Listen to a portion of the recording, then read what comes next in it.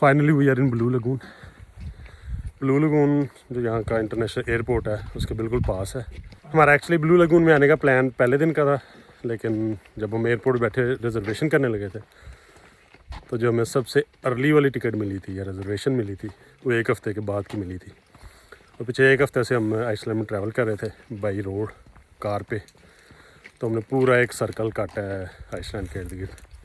अभी वापस आके हम राइकियाविक जो कैपिटल है आइसलैंड का उसके करीब है ये blue lagoon.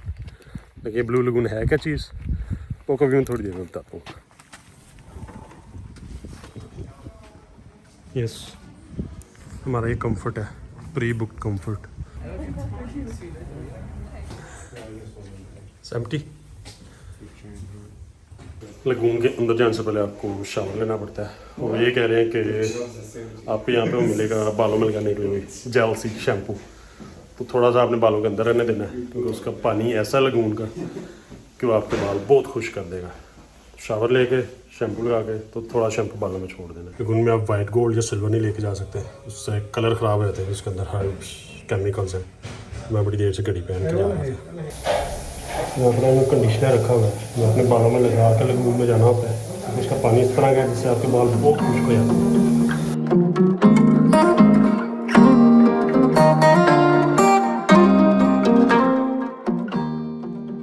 This is Blue Lagoon in Iceland, one of the most popular travel destination in Iceland. But what is so special? उसी के लिए मैं वीडियो बना रहा हूँ। Let me explain.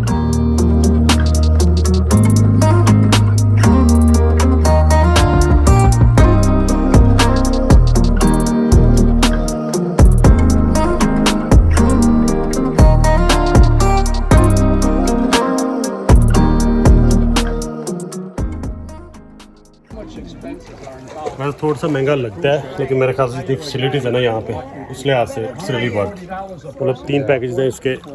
पहला पैकेज मेरे ख्याल 50 यूरो का था जो बेसिक है, और जो हमने लिया है वो 72 यूरो का था। तो उसमें आपको टावल वगैरह कुछ और फैसिलिटीज़ भी मिलती है। और एक और पैकेज भी है इनका, उसको मैंने देखा भी नहीं क्योंकि मुझे ज़रूरत भी नहीं थी उसकी।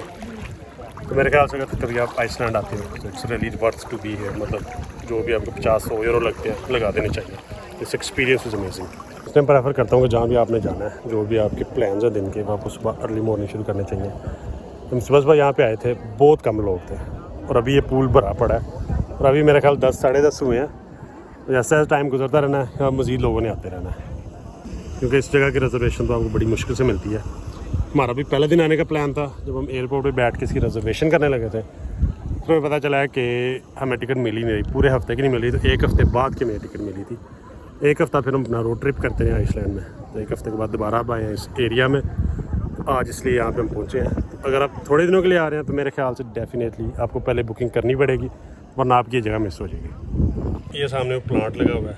ये प्लांट मेरे 1974 में इन्होंने लगाया था। ज़मीन में से गर्म पानी निकाल के उसको अपनी एनर्जी के लिए इस्तेमाल कर। मतलब इनिशली जो ये प्लांट था ये इसलिए लगाया गया था कि गर्म पानी को ज़मीन से निकाल के उसकी एनर्जी को इस्तेमाल किया जाए। उसको मतलब घरों को गर्म करने के लिए पानी को इस्तेमाल किया जाए। उस प्लांट में जो पानी था उसकी एनर्जी को इस्तेमाल करने के बाद जो बाकी का पानी था ना उसको बाकी दोबारा समंदर में डाल देते थे। लेकिन फिर एक बंदा था जिसको स्किन के काफ़ी ज़्यादा इश्यूज़ थे, तो उसने भी डिसाइड किया कि इस पानी में नहाना चाहता है।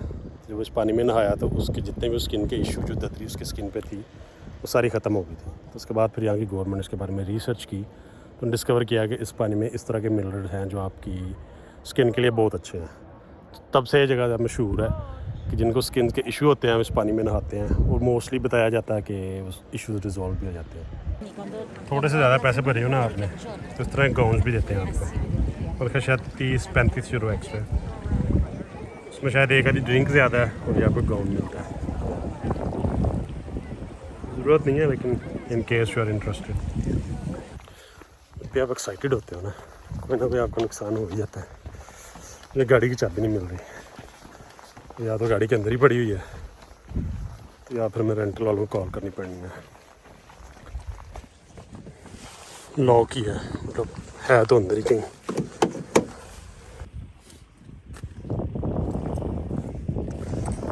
चाबी तो फाइनली मिल गई है, बैग के अंदर ही थी।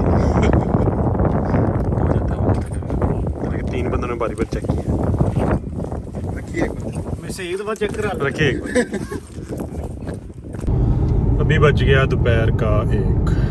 अभी हमारा पूरा दिन बाकी है, बस आज हमारा आखिरी दिन आइसलैंड में, कल हमने वापस चले जाना है। और कुछ एक्टिविटीज़ हमारी जो हमारी लिस्ट में थी वो भी बाकी हैं। नहीं, सबसे पहले हमने खाना खाना है, तो खाने के बगैर अभी दिमाग बिल्कुल काम नहीं कर रहा। खाना खा के फिर डिसाइड करते हैं what we are gonna do next. पहली और आखिरी ऊंची बिल्डिंग भी नज़र आई है इस सिटी में, बाकी हैं ऐसी फ्लैट्स, ज़्यादा ऊंचे नहीं है। ये मेरे ख्याल से हाईएस्ट बिल्डिंग है डिलॉयट की। Keep left to stay on Lake Hillsborough. आपको सिटी नज़र आ रहा है, ज़्यादा बड़ा सिटी नहीं है। अच्छी बात यह है कि काफ़ी खुला सिटी है, मतलब मोस्टली जो कैपिटल्स होते हैं ना। Continue on Route 41 for 1 kilometer. This are reasonable city. यहाँ पे जब भी आप खाना खाने जाते हो ना, तो जो लैम है ना हमेशा आपको सस्ता मिलता है, चिकन महंगा मिलता है, क्योंकि इन्होंने यहाँ पे काफ़ी ज़्यादा अपने मवेशी वगैरह रखे हुए हैं। तो उनके पास भेड़ें तो बहुत ज़्यादा हैं, चिकन आपको यहाँ पे कम मिलता है, मुश्किल से मिलता है।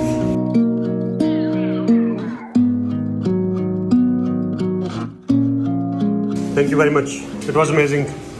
Thank you. ये तो एक देसी सा रेस्टोरेंट था, है तो इन्हीं का local, but amazing.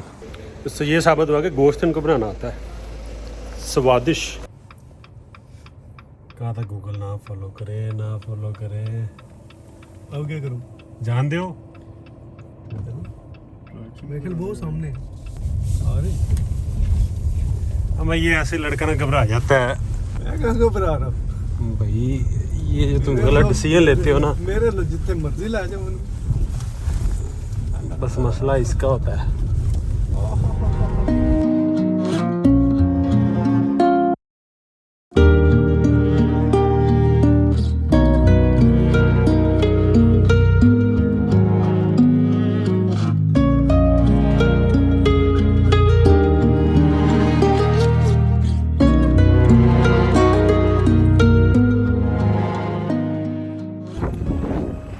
We are lost.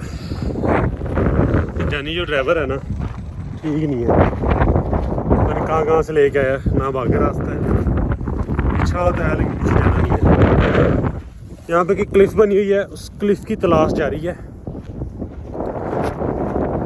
चले देखते हैं कहाँ तक पहुँचते हैं, कहीं पे फंस गया तो फिर सलूशन भी ढूंढ लेंगे इंशाल्लाह। चलो फाइनली एक रोड नज़र तो आया है, गाड़ियां तो गुजर रही हैं वहां से। ये वही रोड है जिससे हम चले थे। नहीं आपने पीठ पे जूतियां मार रहे हैं, वही तो जिससे हम अंदर नहीं थे गए। ये वही रोड है, ये वही रोड है जहाँ से हम हाँ, अंदर मैं पहले क्या सोच रहे हैं, हाँ। किसको बिठाया क्यों है इधर? ओह शिट, ये तो वही रोड है।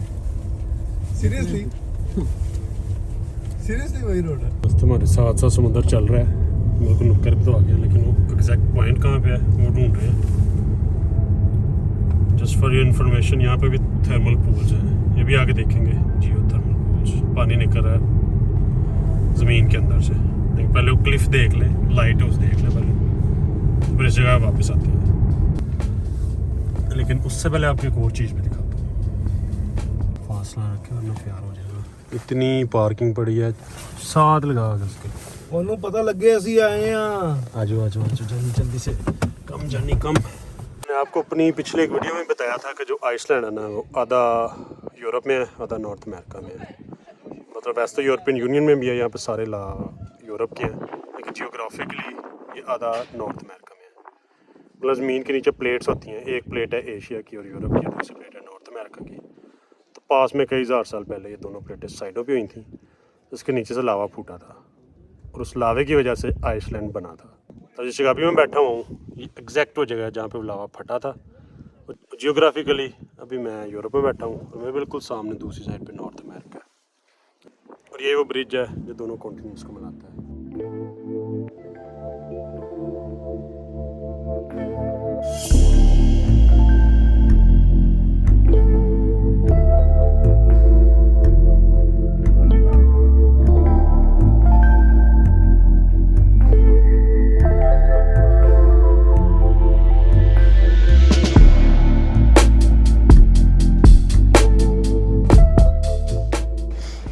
अभी जिस जगह पे हम खड़े हैं ना, ये एंड है आइसलैंड का।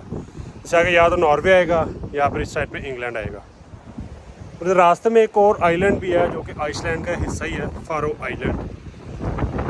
That's most beautiful place in Iceland in my opinion. मैंने इंटरनेट पे देखी है, लेकिन यहाँ पहुँचना बड़ा मुश्किल है। यहाँ से आपको दोबारा फ्लाइट लेके वहाँ जाना पड़ता है, आपको डायरेक्ट फ्लाइट नहीं आती, या फेरी के ज़रिए जाना पड़ता है। It's amazing, believe me. ये सामने क्लिफ है ना, ये क्लिफ उस तरह की लगती है जिस तरह पे फारो आइलैंड पे क्लिफ्स बनी हुई है, लेकिन इन्होंने बंद की हुई हैं, इसलिए हम ऊपर तो नहीं जा सकते क्योंकि इन्होंने ऊपर घास लगाई है जो भी इस पर वो फंगस मूस जमी हुई है।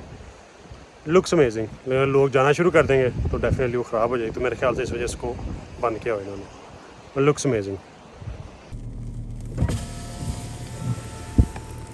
लाइट हाउस तो बंद है इस टाइम, इधर तो नहीं जा सकते। वैसे मेरे ख्याल कुछ स्पेशल नहीं है, अगर आप कोई ऊपर ना जाने दें तो कोई फ़ायदा भी नहीं है। फिर ऊपर जा सकते हैं ना तो शायद हमें दूर दूर तक व्यू नज़र आ सकता है।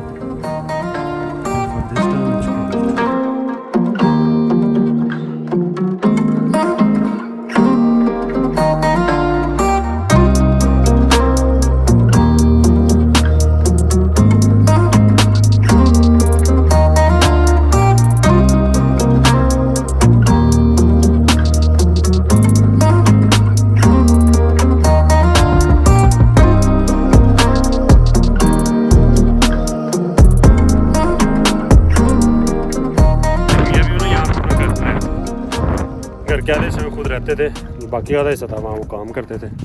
वो घर उन्होंने इसलिए बनाया था कि यहाँ पर ज़मीन गर्म थी, और कुछ अर्से के बाद यहाँ से गर्म पानी के फुहारे फूटने शुरू हो गए। गवर्नमेंट ने यहाँ पे मशीनें लगाई हुई हैं, फैक्ट्रियाँ बनाई हुई हैं, यहाँ पे वो सारा गर्म पानी प्रोसेस करते हैं, जहाँ से ये एनर्जी जनरेट करते हैं।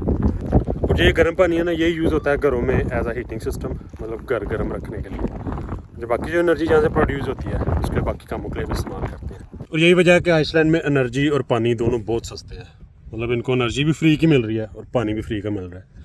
और ये पीछे पाइप पड़े हुए हैं कि जो इनका बाकी का वेस्ट है, जो पानी इनको नहीं चाहिए होता, उसके समंदर में भेज रही है।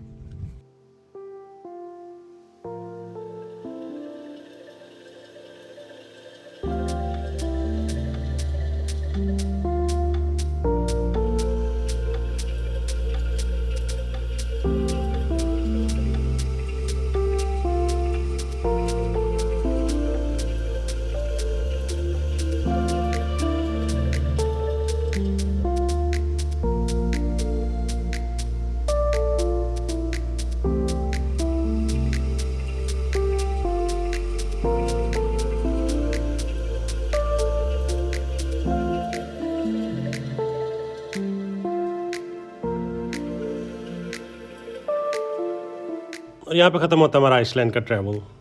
नेक्स्ट वीलॉग में आपको किसी और मुल्क में मिलूँगा। Stay tune and wait for my next video.